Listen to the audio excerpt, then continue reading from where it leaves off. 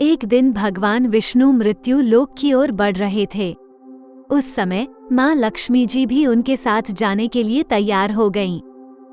इस पर भगवान विष्णु ने कहा कि आप मेरा कहना मानेंगी तो आप मेरे साथ चल सकती हैं।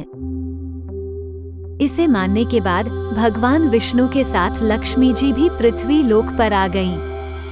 वहां पहुंचकर भगवान विष्णु ने चाहा कि वह दक्षिण दिशा की ओर जाएं और उन्होंने माँ लक्ष्मी को कहा कि जब तक मैं ना आऊं आप यहाँ ठहरो।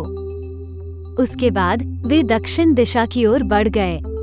माँ लक्ष्मी के दिल में उस दिशा में जाने की जिज्ञासा उत्पन्न हुई कि क्या वाकई दक्षिण दिशा में कोई रहस्य है जिसके चलते मुझे रुकने के लिए कहा, और वे स्वयं चले गए। और फिर वह चुपके से प्रभु के पीछे चलीं। आगे बढ़ते हुए उन्हें सरसों के खेत दिखाई दिए जिसमें बहुत सुंदर फूल खिले हुए थे। सरसों की सुंदरता देखकर उन्होंने एक फूल तोड़कर अपना श्रृंगार किया। फिर आगे बढ़ते हुए उन्हें गन्ने के खेत दिखाई दिए और वहां से गन्ने के रसीले मीठे रस का आनंद लिया। लेकिन भगवान विष्णु ने लक्ष्मी जी को देख लिया और क्रोधित होकर कहा, मैंने आपको इधर आने को मना किया था, पर आपने मेरी बात सुनी नहीं और यह अपराध कर दिया। अब इसके दंड रूप आपको 12 साल तक किसान की सेवा करनी होगी, क्योंकि आपने किसान के खेत में चोरी की है। इसके बाद से माँ लक्ष्मी गरीब किसान के घर में निवास करने लगी। एक सुबह लक्ष्मी जी ने उस किसान की पत्नी से कहा कि तुम्हें आज कुछ अलग करना होगा। सबसे पहले तुम्हें स्नान करना होगा और फिर मेरी बनाई गई इस प्रतिमा का पूजन करना होगा। इसके बाद तुम रसोई में जाकर खाना बनाना, तब तुम्हारी सारी मनोकामना पूरी होगी। किसान की पत्नी ने बिना किसी संदेह के ये कार्य किया। पूजा की शक्ति और लक्ष्मी जी के आशीर्वाद से किसान के घर में अन्न, धन, रत्न, स्वर्ण और अन्य समृद्धि से सज उठा। 12 वर्ष तक किसान ने आनंद पूर्वक अपना समय बिताया और फिर 12 वर्षों के बाद लक्ष्मी जी का वापस वैकुंठ जाने का समय आ गया।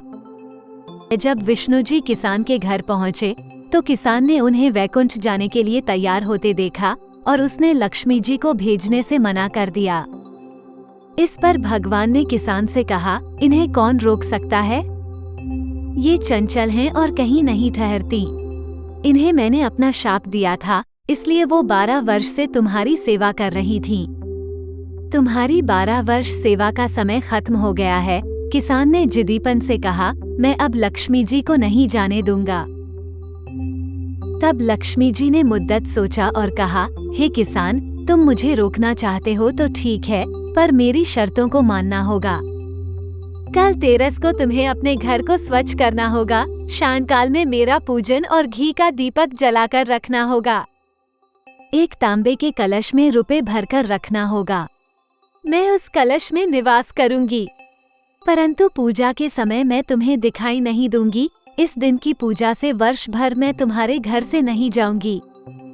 उसके बाद लक्ष्मी जी दीपक की रोशनी की तरह सभी दिशाओं में समा गईं। अगले दिन किसान की पत्नी ने लक्ष्मी जी के वचनों का पालन किया और उनकी मूर्ति का पूजन किया। उसके घर में धन और अन्न ने बसेरा किया। इस कारण हर साल तेरस के दिन लक्ष्मी जी की पूजा की जाने लगी। दोस्तों, आप सभी को धनतेरस की ढेर सारी शुभकामनाएं। हमारे चैनल पर धर्म, संस्कृति और देवताओं की कथाओं से जुड़े रोचक वीडियो देखने के लिए हमारे चैनल को सब्सक्राइब करें, बेल बटन को दबाएं और इसे दोस्तों के साथ शेयर करें। आपका साथ हमारे लिए महत्वपूर्ण है।